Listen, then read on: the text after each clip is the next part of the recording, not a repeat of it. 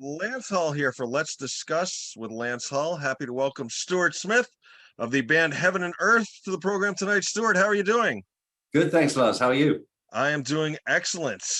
New album coming out this coming Friday, July 16th on Frontiers, titled V or Five, of course, the Roman numeral, five for this fifth album, 20 years. Quite an accomplishment. Thank you. Yeah. You got to be excited. I've heard an advanced copy of this. It's a fantastic album, Stuart. You got to be excited to get this out to the masses. Yeah, it's an interesting one because we didn't we actually got just through time constraints.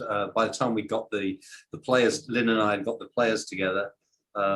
We were up against the gun, so it was very spontaneous. Everything we just sort of off the top of our head, as opposed to really doing major productions on it. And that's the way Lynn, who produced it, that's the way he wanted to do it. He wanted it spontaneous. Excellent. I want to dive right into a few of the songs here on it. Like I said, this past weekend was pretty amazing for me. I'd lined up, an interview with you. Last night I talked with Craig Goldie, who had the new Resurrection Kings album coming out. I had to listen to both those albums this weekend. I'm like, talk about a dream job, Yeah. Great stuff. First song, Drive. What a great ripper of an opener. Loved the solo in that one, and a great video for that one. You've got to love a great band, fast cars, and a beautiful girl. Well, that's the idea. I just said we need a song about a girl, fast car, and driving. Yeah. But the video was actually a chore for me because I broke my foot, my calcaneus, my heel bone. And I just had surgery and had 2 titanium screws put in, and so I was on crutches. So they sort of moved me into position with the crutches, took the crutches away, put the guitar on me, and I had Uggs on, the big padded shoes, because my normal shoes, rockstar shoes, wouldn't fit. Sure. And so you can see it. And so I'm not moving at all my feet. I can't do any of my usual stage moves. So I was flailing my hands a lot to make it look impressive. Sure. But you can see the pain on my face because after about 10 minutes of that, without the crutches supporting me, I was gritting and bearing it. And that's the things, the unglamorous things that people don't realize goes on in rock and roll, Yeah, well, it was my own fault. I jumped over a 6-foot wall. Ooh, yeah, okay. Chasing a bad guy. Okay. Well, at least it was for a good cause then. Did you catch him? Yeah. I'm a specialist reserve police officer with the LAPD as well. Okay. So I do it as a volunteer thing. I work for what's called ICAC, the Internet Crimes Against Children. Right. I was just reading about that. Yeah. So we go around arresting pedophiles, human traffickers, and child pornographers and the like. And it was stupid because I've done martial arts all my life. I parachute jumped. I know that you land on the balls of your feet. And I was just overconfident. I wasn't in combat boots. I was in plain sort of clothes with martial arts shoes on, which have no padding. And I just jumped and landed on the balls of my feet with my left foot. Right, I landed on the heel. Split it. Oof. That sounds painful. It was. Skipping ahead to track 3, Never Dream of Dying. I like the electronic sounds in this. I thought it was a nice touch, and the strings, very grandiose type track. Can you tell me a little bit about that one? Yeah, that was originally written for inclusion in the new Bond movie, which you can sort of probably the original. It's based on a book called Never Dream of Dying, which was written by a guy that picked up after Ian Fleming left off, and he was never as good a writer, but anyway, that's what I was told the book was based on. That it's the title of the Bond movie now is No Time to Die, but so we based the song around that, and didn't make it to the movie, but we thought, well, it's such a good song, let's record it anyway. Excellent. Track 4, Ship of Fools. My note here says Holy Rainbow. What a throwback tune. I wrote that. That's a song I wrote when I was 19. Really? With a friend of mine called John Elstar. We wrote it back in England with one of my first bands, and we recorded it, but it was never released on an album. And I was just going through sort of old material, and the guy said, "Hey, we should do that one." So we slung it in there. Excellent. Track 5, Poverty. Now you've got a new keyboard player for this album, George from Hungary, right? Yes. Am I hearing Hammond? Is that a Hammond on here, or is that sort of some sort of keyboard extension? No, we got Hammond and probably a lot more synth than the regular Heaven and Earth albums. Yeah. That's the one thing I noticed on Poverty. Your solo coming out of that Hammond just blew me away. I thought that was awesome, the way those blended together. Yeah, that song was I wrote after I was driving in LA, and I was passing through Skid Row, and I just saw all these homeless people, and it was just like there was families, kids out there, and I was like, this is terrible. I mean, you know, how do we become so unfeeling about other fellow people, and that's what inspired the song. Flim Flam Man was my favorite track of the album, and it was hard to pick a favorite, but I had to go with that one. And to me, that song just kind of swings. Am I hearing that correctly? Yeah, that was written about a guy that got involved with our last record company, who was a real con merchant. Okay. And Flim Flam Man is what we call a con man in England. Right. Yeah. So we gave him a tribute. Excellent. I was going to warn you, my dogs are going to make a cameo a little bit during this interview. My wife and daughter are just getting home, but hopefully they're going to calm down in a moment.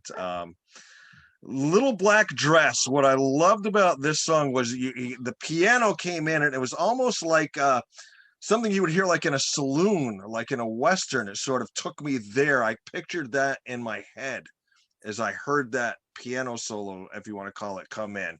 How'd that come about? That was just I came up with this riff, and there was a girl that I was with, and I used to buy stuff from Victoria's Secret, and I got I kept on getting the emails, could never get rid of them. Right. And even though you unsubscribe, you're stuck with them.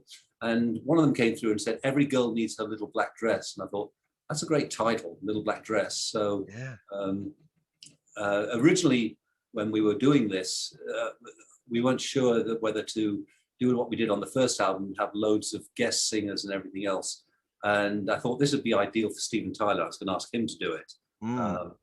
But in the end, we went with the one singer again, because when we did the first album, everybody were asking us to go out and tour with everyone that was on the album. I thought, well, that's impossible. Right. So I've stuck with the one singer thing, but I thought Stephen would have lapped that song up. Absolutely. Final track. I do what I call my last song test. Make sure the band is trying as hard on the last track as you are on the first. And this one was just epic. A+ on this, the track at the end of the day. The way, your singer's name, I know I'll butcher it. What is his name? Gianluca Petralia. Okay. The way that last note, he held that last note, and then it sort of blended into the keys, took me to that Boston More Than a Feeling moment, where Delp holds the note and it goes up into the keyboards. I thought that was awesome, and the entire tune was just a killer way to wrap up a fantastic album. Well, thank you. Yeah, that I actually had said to George, the keyboard player, I said, "Give me a Pink Floyd type ending." Yeah, exactly. Great tune. Now you did have, we mentioned them briefly. Your singer and your keyboard player are two new members, right? From Italy and Hungary. Yes. How did you go about meeting up with them? We were looking for a new singer and keyboard player, and someone sent me something on Instagram, just, "Hey, check this guy out."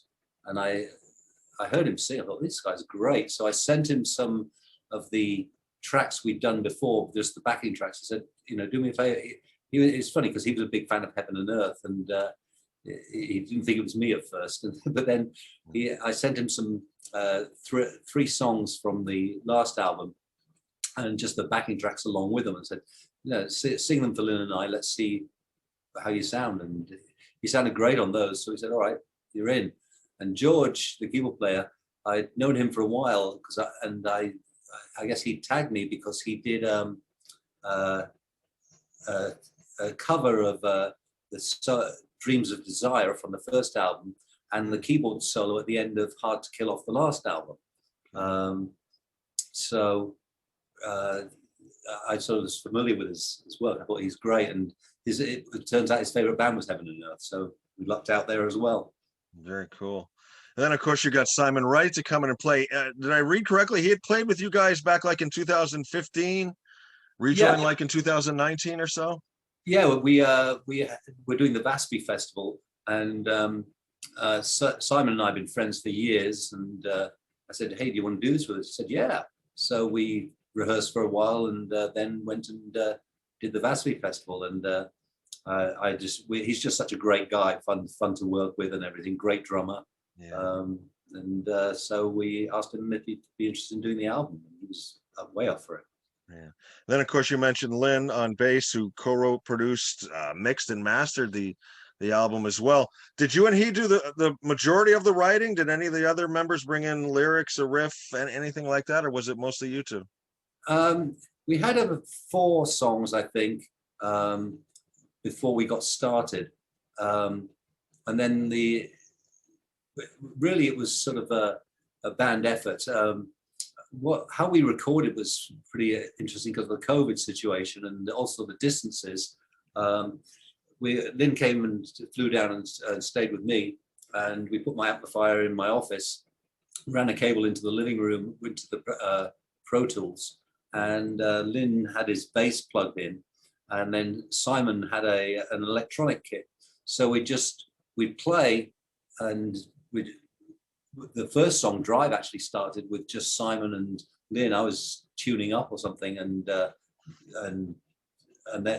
just started putting these chords over what they were doing, and that's how that song sort of came about. And everything was pretty much like that, very spontaneous. Yeah. And so we did that. Once we got the whole album recorded this way, Simon went in and replaced the electronic drums with real drums. And so there was a time where you, Lynn, and Simon were able to be together to actually do some recording, the 3 of you together, like in the same room type thing. Yeah, we were. Simon and Lynn and I were here, and then once we got the rough track down and everything, we'd send it to Jean-Luca and George, and they'd put on their things and send them back to Lynn, and it was going back and forth like that. Lynn was really did an amazing job because he had to get these files from and get the bit rates right and everything else, so we could drop them into this to the songs. But he did a great job. I find that fascinating, that you can have people in America, people in Italy, people in Hungary, and with the way everything is nowadays, you can put together an album as complex as this, through files and stuff like that. It's like, to me, it's like putting together like a giant jigsaw puzzle or making a quilt or something like that. But like you said, you've got to get everything lined up in order to make it sound right, which must be really hard. Yeah, well, I've no idea how to do that. I leave it to Lynn. He's the guru, correct? He is. Yeah. And you sort of felt like a chemistry with this group. You thought, I think I read somewhere it was like one of the strongest groups that you had put together for this project over the 5 albums. By the time we got the players together, we were really up against the gun contractually, time-wise. And Frontiers were great. They gave us a bit longer to do the album, but we still had to. So everything was sort of, we didn't overthink everything, which I've tended to do on previous Heaven and Earth albums. Really, the producer would have me do the solo, and if I screwed up one bit or wasn't sure, or just didn't sound positive, he'd have me do the whole solo again. So you'd sort of lose the impetus, and all these solos on this are basically first takes. They actually were recorded when we were rehearsing the songs, and Lynn would record them and we'd listen back, say, let's change this, let's change that, and then by the time we probably played it about 30 times, and then by the time we got to, he said, all right, let's go for a take. And I was pretty bored by then, so when it came to where I normally play rhythm for the solo, I wasn't expecting to keep the track, so I just played up what came naturally for me. And then at the end of the day, Simon would go home, Lynn would fix the bass, and then he'd have me do the rhythm guitars and double them and put acoustics on and everything else. I said, right, I'm ready for the solos. He said, no, you're not, you're done. I said, what are you talking about? He said, have you heard what you did? I said, no. And we played it, and I said, well, I can do better. And of course, Lynn would argue with me, and I did this on just about every song. I can do better, and then we tried it, but I couldn't. Huh. So really, your first take was just the creative energies coming to you out of the cosmos somewhere, and that's what you went with. Had you ever done much of that before, or was this sort of a first time for you? Only when I was about 17 and 18, probably 19, and then occasionally on other albums you'd get a perfect first take. But there's some little stumbles in it, I think, but it's natural. Mm-hmm. We decided to keep that rather than sort of try and overproduce it. Sure. And the thing of it is, probably no one else is going to be aware of those stumbles except, maybe you or someone who's like a real guitar aficionado. Somebody like me would hear it and think, man, that's great, Yeah, I'm my own strongest critic. Yeah. Any plans to try and put together any kind of tour yet with this situation going on still with us? It seems to be easing up a little, but not a lot. And yeah, definitely. We're talking to people now. The problem for a band like us is we really need to play in Europe. I mean, the States is not great for breaking new bands, and there's no radio whatsoever to that'll play anything new, not terrestrial radio. So it's hard to get noticed now for a band like us. And Europe is really where this sort of music is happening. When we did the last tour of Europe, we stopped. We played the Steelhouse Festival was our last show, and then we went. The tour bus dropped me off at Bristol Airport, and I rented a car and went to see my parents. And I was for another couple of weeks. And I was driving down the road, and 10 minutes later, I had the radio on. Heaven and Earth came on the radio. Wow, this is great, playing it. So Europe's where we need to be. The problem is for a band like us, we fly everyone in from the States and from Italy and from Hungary. We can't afford to just go out and play clubs. We've got to have the Friday, Saturday, and Sunday festivals. And so until the festivals open up, it's probably going to be pretty impossible for us to get out there. But we're hoping next year the festivals will start again, and then we can go for it. I've asked other people this, and I'm curious to get your take on it as well, particularly since you're from Europe. Why do you think the difference is the European fans seem so much more passionate, and there seems to be so much more support than over here? And I don't want to diss on American fans because, I'm sure there are people over here that love Heaven and Earth as well. Do you think there's too many slices of the pizza, so to speak, over here, too much to divvy up, and over there it's a little more concentrated? Or is it just a way of life, the way they're, culture?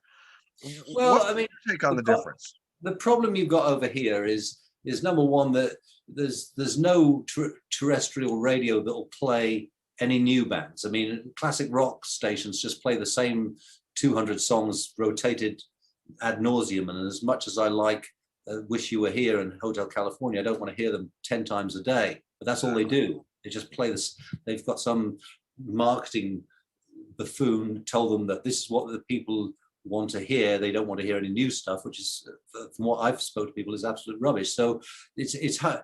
And until you can get that sort of exposure, either on TV or radio, you really can't. It's very impossible to get the sort of the high-paying gigs, which you need, because you can't make money selling CDs anymore because of Spotify and Apple Play. You have to sort of go out and gig and sell merchandising.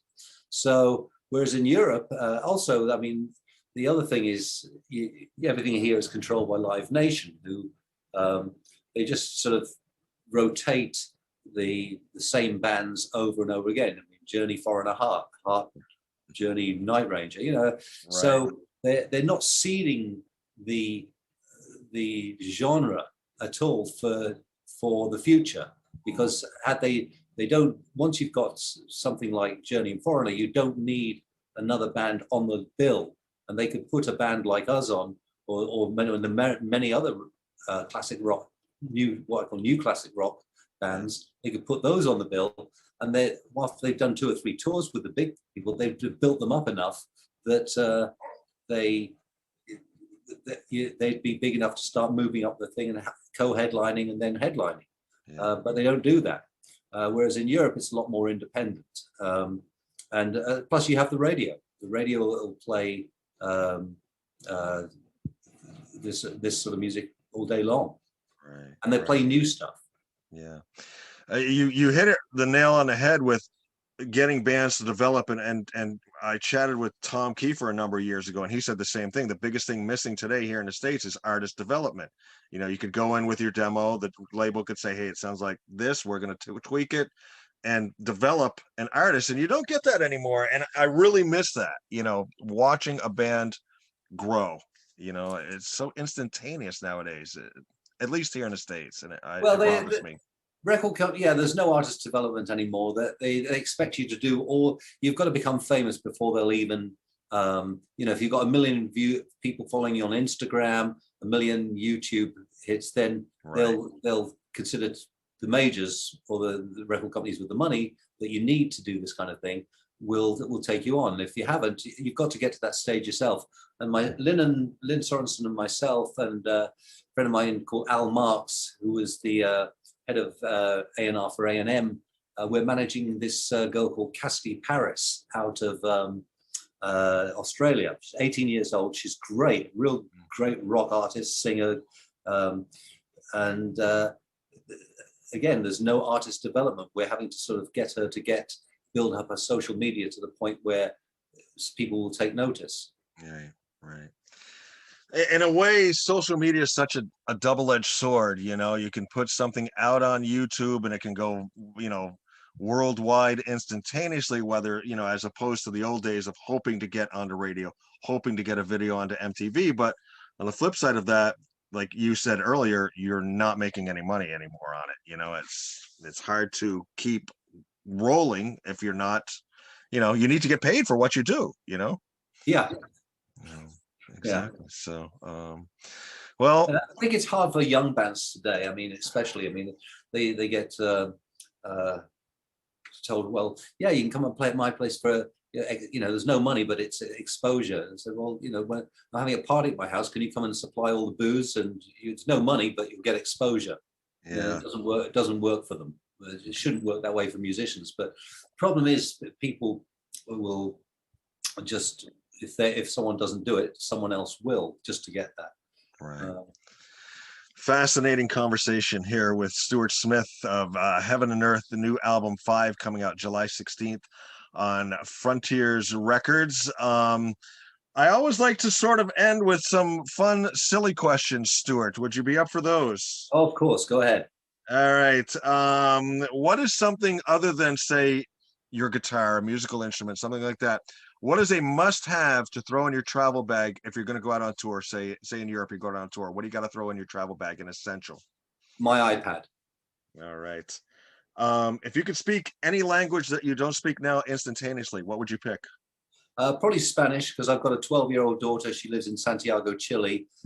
She speaks fluent Spanish, fluent English, and she's going to a German school, so she speaks fluent German. But I really must spend more time and try and learn more Spanish. But she speaks English so well, I don't really feel I have to make the effort.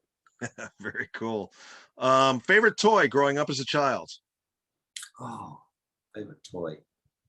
A model Tyrannosaurus Rex. All right. What is a day off from music like for you? If you're not going to do anything musically, what's a day off like that for you? Or do you take one off from music? Yeah, I'd probably go and kicking indoors with the LAPD and arresting people. There you go. Let's see. Favorite candy bar? Kit Kat. Kit Kat. Favorite season? Are you a spring, summer, fall, winter kind of guy? Spring and summer. Here it gets so hot in summer, but spring I love and the beginning of summer. All right. Give us a memory of something that decorated your teenage bedroom. Poster of Deep Purple. All right. Title of the last book you read? let's see. I read so much. I read about a book every week. Which is the last one I've read. I'll tell you this in a second.